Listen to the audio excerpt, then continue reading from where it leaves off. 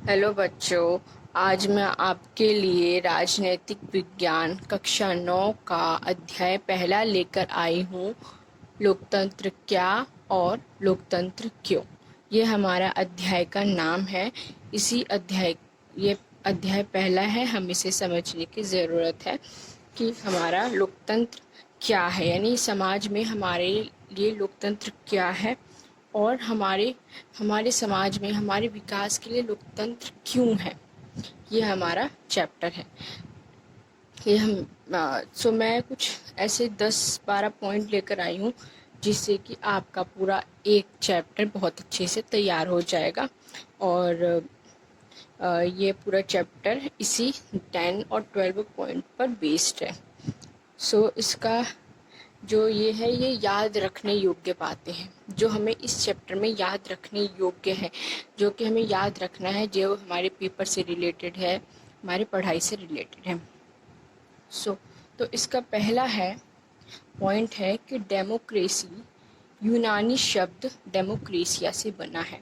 किसी भी शब्द की उत्पत्ति कहाँ से हुई है वो इसमें पूछा गया है। तो इसमें साफ है कि डेमोक्रेसी यूनानी शब्द डेमोक्रेसिया से बना है, यानी यह शब्द डेमोक्रेसिया से बना है।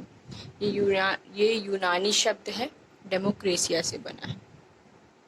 सेकंड पॉइंट है यूनानी में डेमोस इसके आधे शब्द का क्या अर्थ है। तो यूनानी में डेमोस का अर्थ होता है लोग और क्रेशिया का अर्थ होता है शासन।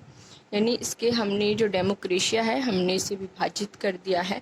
तो डेमो का अर्थ होता है लोग और क्रेशिया का अर्थ होता है शासन।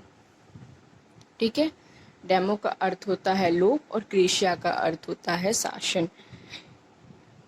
इस प्रकार डेमोक्रेशिया अर्थात लोकतंत्र का अर्थ है लोगों का शासन। यानी लोकतंत्र का मतलब क्या है? लोगों का शासन, लोगों के द्वारा शासन, लोगों के लिए शासन। ठीक है, तो लोगों के द्वारा या लोगों के लिए शासन, ये हमारा इम्पोर्टेंट पॉइंट है। तो डेमोक्रेसी का अर्थ है, लोकतंत्र का अर्थ है लोगों का शासन। ठीक है, अब हम अपने थर्ड पॉइंट पे पहुंचते हैं। तो थर्ड पॉइंट है हमारा लोकतंत्र। लोकतंत्र शासन का वह रूप है जिसमें शासकों का चुनाव जनता करती है।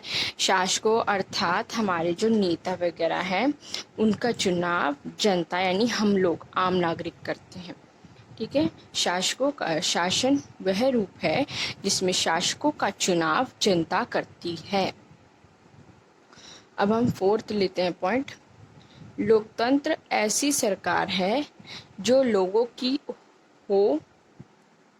लोकतंत्र ऐसी सरकार है जो लोगों की हो, लोगों के लिए हो और लोगों द्वारा बनाई गई हो। ये जो परिभाषा है ये किसने दी है? अब्राहम लिंकन ने दी है। यह कोई विदेशी व्यक्ति है, विदेशी शासक ही होंगे कोई, तो उन्होंने दी है कि उन्होंने लोकतंत्र की डेमोक्रेसी की परिभाषा दी है कि डेमोक्रेसी है क्या। तो ये लोकतंत्र ऐसी सरकार है जो लोगों की हो, लोगों के लिए हो और लोगों द्वारा बनाई गई हो। ये अब्राहम लिंकन ने परिभाषा दी है लोकतंत्र की। लोकतंत्र निष्पक्ष और स्वतंत्र चुनावों पर आधारित होती है। जो लोकतंत्र होती है निष्पक्ष, यानी कि कोई पक्ष नहीं देखती है, वो सिर्फ सच्चाई के साथ देती है। निष्पक्ष और स्वतंत्र चुनाव, यानी कि किसी के ऊपर कोई दबदबा नहीं है कि वह किस पर अपना चुनाव देगी। वह स्वतंत्र है अपना नेता चुनने के लिए, वोट डालने के लिए। ये है हमारा पॉइंट। निष्पक्ष और स्वतंत्र चुनाव पर आधारित है हमारा लोकतंत्र। लोकतंत्र में हर वयस्क लोकतंत्र में हर वयस्क नागरिक का एक वोट होता है। यानी कि एक वयस्क नागरिक वो होता है जो 18 वर्ष का हो चुका होता है या 18 वर्ष से ऊपर का होता है, वह वोट डाल सकता है। चाहे वह अमीर हो, गरीब हो, दलित हो, धनी हो, कोई भी हो, स्त्री हो, पुरुष हो, कहीं का भी हो, वो 18 साल के बाद वोट डाल सकता है हमारे लोकतंत्र में, हमारी सरकार में। ठीक है। भारत में लोकतांत्रिक सरकार संवैधानिक कानूनों और नागरिक अधिकारों के आधार पर ही काम करती है। संवैधानिक कानून अर्थात जो सरकार द्वारा या संविधान में बनाई गई हो, वही संवैधानिक कानून होती है और उसी के जो कानून संविधान में लिखे रहते हैं उसी के आधार पर वह काम करती है। ठीक है। और नागरिक अधिकारों के आधार पर, यानी नागरिक के जो अधिकार है उनके आधार पर उनको ध्यान में रख के काम करती है। जो हमारे मौलिक अधिकार है उनके बेस पे, जिसकी स्वतंत्रता का अधिकार, समानता का अधिकार उनको ध्यान में रखते हुए, उनकी सुरक्षा को देखते हुए काम करती है। ठीक है।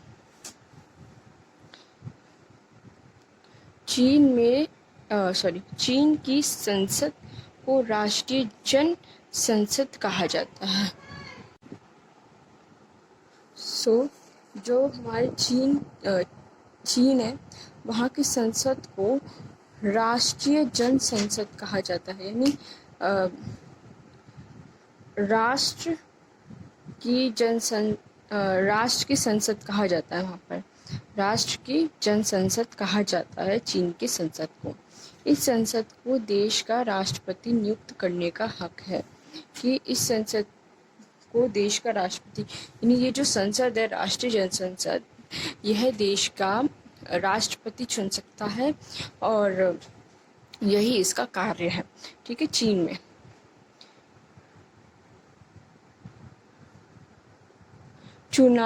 नेक्स्ट पॉइंट है, चुनाव लड़ने से पूर्व सभी उम्मीदवारों को चीनी कम्युनिस्ट दल से मंजूरी लेनी होती है और सरकार सदैव कम्युनिस्ट पार्टी की ही बनती है।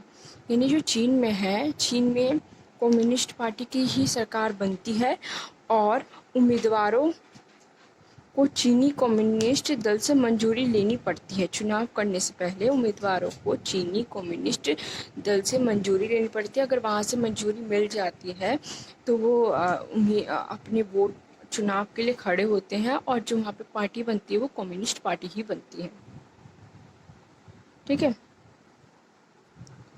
हमारा नेक्स्ट और आखिरी पॉइंट है कि पाकिस्तान में जनरल परवेज़ मुशर्रफ ने अक्टूबर 1999 यानी 1999 में सैनिक तख्ता पलट की अगुवाई करी। यानी जो जनरल परवेज़ मुशर्रफ थे, सॉरी थोड़ा गलती हो रहा हो तो कोई माइंड मत करना, जो मुशर्रफ थे अक्टूबर 1999 में उन्होंने सैनिक तख्ता पलट, यानी जो सैनिक के नियम है ना उनको पलटने की कोशिश करी थी। ठीक है। जो पाकिस्तान के सैनिक नियम होंगे उनको पलटने की कोशिश की थी। ठीक है। अगुवाई करी थी, उनको पलटने की अगुवाई करी थी जनरल परवेज़ मुशर्रफ ने। पाकिस्तान में जो नेता वगैरह जो खड़े होते हैं वो ज़्यादातर सैनिक ही खड़े होते हैं, इसलिए यहाँ लगा जनरल परवेज़ मुशर्रफ, ये सैनिक ही होंगे। तो आपको ये चैप्टर समझ में आ ही गया होगा, क्योंकि ये मैंने बहुत ही मोस्ट इम्पॉर्टेंट 10 पॉइंट्स उठाए थे इस चैप्टर में, और ये 10 पॉइंट्स से आपका पूरा एक चैप्टर क्लियर हो जाएगा। और मैं आगे भी और इससे रिलेटेड कुछ इम्पॉर्टेंट पॉइंट्स की वीडियो बनाऊँगी। तो अगर आपको ये पसंद आया होगा तो like, share and subscribe to my channel. और मैं इससे रिलेटेड क्वेश्चन और आंसर्स भी लेकर आऊँगी, प्रश्न उत्तर भी लेकर आऊँगी इम्पॉर्टेंट। तो प्लीज़ मेरे चैनल को लाइक करें, शेयर करें एंड अपने दोस्तों में सब शेयर करें, ताकि उनको भी मैं जो पढ़ा रही हूँ उसका लाभ हो सके। तो like, share and subscribe to my channel. Bye.